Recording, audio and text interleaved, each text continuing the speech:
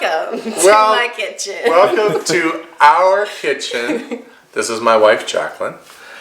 I'm Craig Flynn, and today we're going to be making one of the best holiday Christmas recipes in the universe. It was something that we had in our house growing up, my favorite dessert treat, Christmas treat, and they're butter tarts.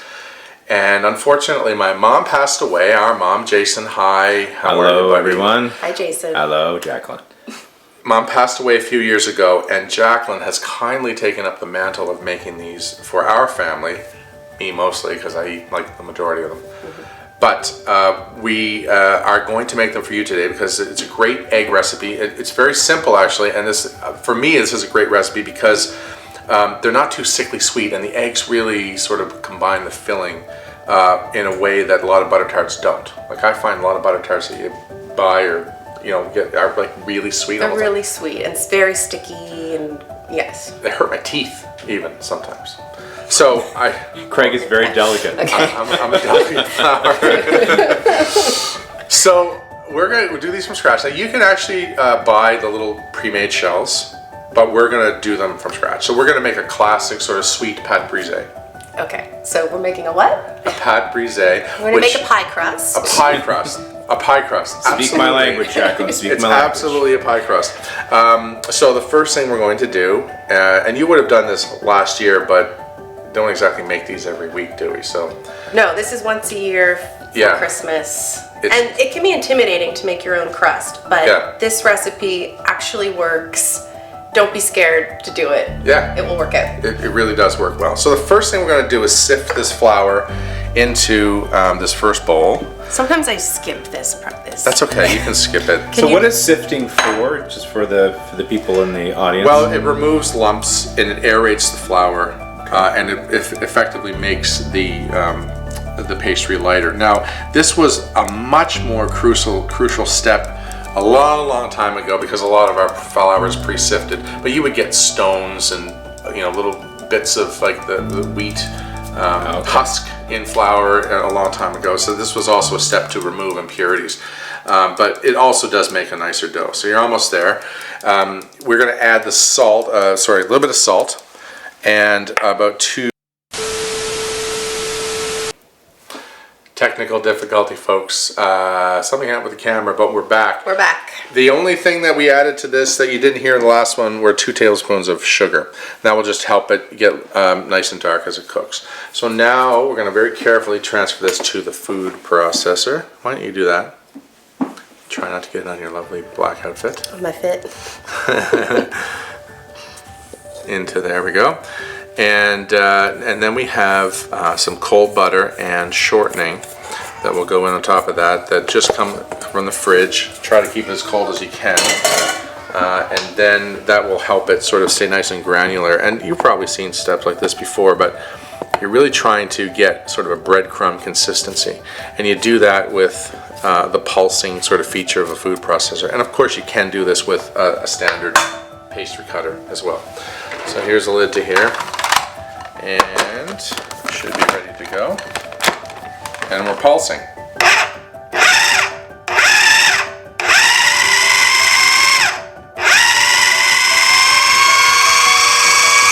let's see where we are in there. So already we're almost there. You can see that there's no. Okay. Yeah. That is sort of a classic breadcrumb kind of consistency. You can see how efficiently it happens, and it also is really great because your hands aren't touching it, so the butter and the shortening stays nice and cold. Now what we have to do is we have to take this out, and we're going to put a half a cup of ice water in there. You really need a food processor to do this. Like, could you do this without a food processor? Yeah, you could do it in a bowl using a pastry cutter or a fork. Try not to use your hands. Trying to keep that butter as cold as you can. A little trick is actually to freeze the butter and grate it in with a box grater. You get little flakes, and that sort of saves a step. Ice water is also very important. So I have ice cubes here. I'm going to put a half a cup of this in, right like that. And now we're going to turn that on until it balls up on the side. Give it a go. Yeah, you can pause it.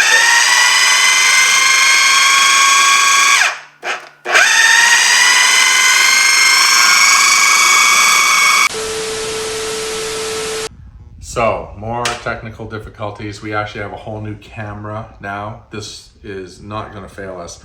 So it cut out just at the second where that came together into this beautiful dough ball. And all we're going to do is just quickly give it a wrap, and while we're making the filling, we'll let this rest in the fridge. That'll firm it up slightly and make it a little bit easier to roll out. So I'm going to put that in the fridge. Go. It's doing a great job. Now the filling. So this is really simple. This is just a half a cup of melted butter. We probably need a whisk or a spatula or something like that. It's a handy little. This was actually Mom's. There you go. They're very appropriate. So we have a cup and a half of brown sugar. Shall I? Shall you? Yeah, shall you? And we've got a half a cup of raisins, and you can soak those raisins if you like. I don't think Mom ever did. I've got a teaspoon of cornstarch. That just adds a little bit of extra thickening ability when it bakes. A teaspoon of pure vanilla extract. 2 teaspoons of lemon juice, which helps cut that sweetness. That's one of those things that's really good about this recipe, is that sort of balance. And then 2 eggs. And again, this is probably not only for flavor, but this is what really makes the fun. I'll do the stirring. Would you like to see my trick? Yeah. Yes, do it. I'm going to do a one-handed egg crack. Oh, really? All right. Yeah, why not? Why not? Go for it. Come on. Oh, there's a new chef in town. Oh. It's actually really difficult. It is. It's extremely difficult. All right, and then it comes together. That's it, and that is the thing. And actually, the smell is instantly butter tart. It's just It's Christmas. it smells like Christmas to me. Now that the only thing about this is when you're filling your little muffin cups, which we'll start to do after we roll the dough, is that this will sort of separate as it sits because there's fat. So all we need to do is continually stir and then fill a cup and then maybe stir one more time and sort of work on getting that homogeneous and the right amount of raisins. So we just want to take our time when we're filling it. And that's it, into a 350-degree oven. So now we're just going to start to roll out our dough. Sound good? Sounds good. All right.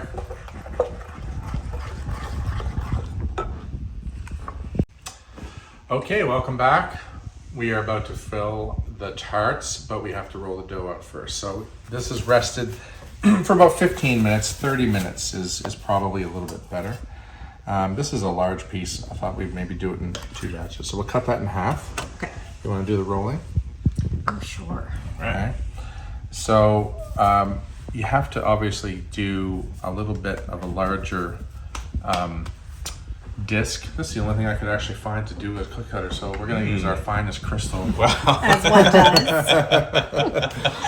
This is a high-end household. It's amazing. It is. Get a little shot of that crystal. So you want to go to about 1/8 of an inch. So relatively thin, yeah.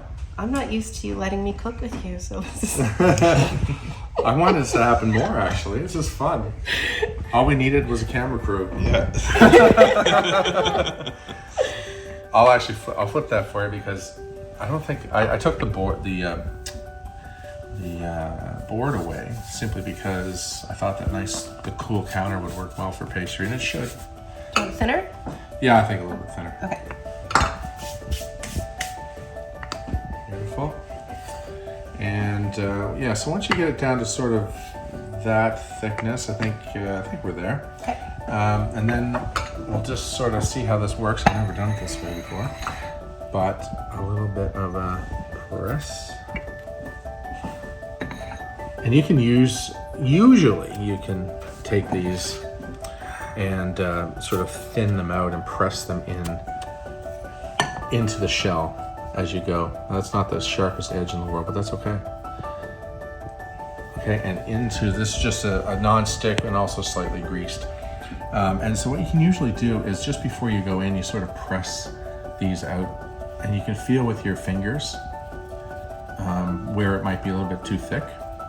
And then you go in and press down, and then use your thumbs to come up. Now, one of the things about this filling is it bubbles up. It bubbles up and caramelizes and then sinks back down. So one of the things that I like to do sometimes is actually leave a bit of a border on the front, on the top.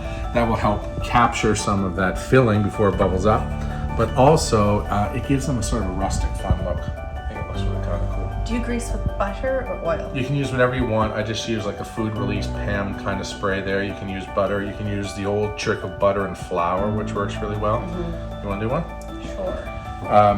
And they all work really well. And honestly, with a really good non-stick. Oh, I was supposed to do this, wasn't I? That's okay. I don't actually do this. Yes. When I make them, but You don't have to. You actually don't. The main reason I did that is because just to make the comment about how it sort of comes up. And once you get it in there, you can sort of manipulate it with your thumbs, press it into the sides, and then create that sort of ridged cup. There you go. Beautiful. I like Jacqueline's better. thank you. It's good. We'll maybe just do half a dozen here. Okay. Actually, maybe that's what we'll do. We'll fast forward. We'll come back when they're all done. Sounds good. Okay. Here we are, the final steps of the most delicious Christmas treat. All we've done are 12 little cups, exactly the same way. We see that sort of fluted edge appearance, a little bit above the rim to sort of catch some of those drippings.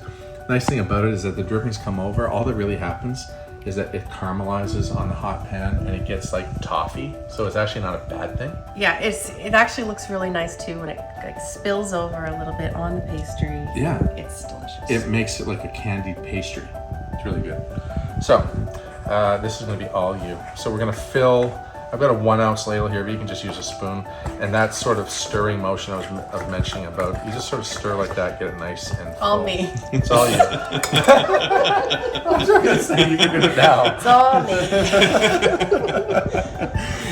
Jacqueline and I are going to have some counseling at the end of this. There you go. Yes. Would you like them more full, Chef? I would say you could probably put another teaspoon in there, but you wouldn't want to do too much. You want to fill them about a halfway. That's good. Yeah, perfect. And then we just fill those. Now I've got the oven preheated to 350 degrees, and we are going to bake those off for. Actually, I don't even know the length of time in the recipe. It's probably something like 35 minutes or so.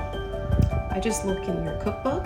I just It tells me what to do. Okay, that's what we'll do then. We'll double check the cookbook, but I'm pretty sure it's like 35-40 minutes until the crust is nice and brown and the filling bubbles up and is set in the middle. And then they just cool and you eat them. So. Would you like to go faster? No, we're good. We're actually just going to pop those in the oven after we fill them up, and we're going to fast forward to when they're done. Sounds good. All right.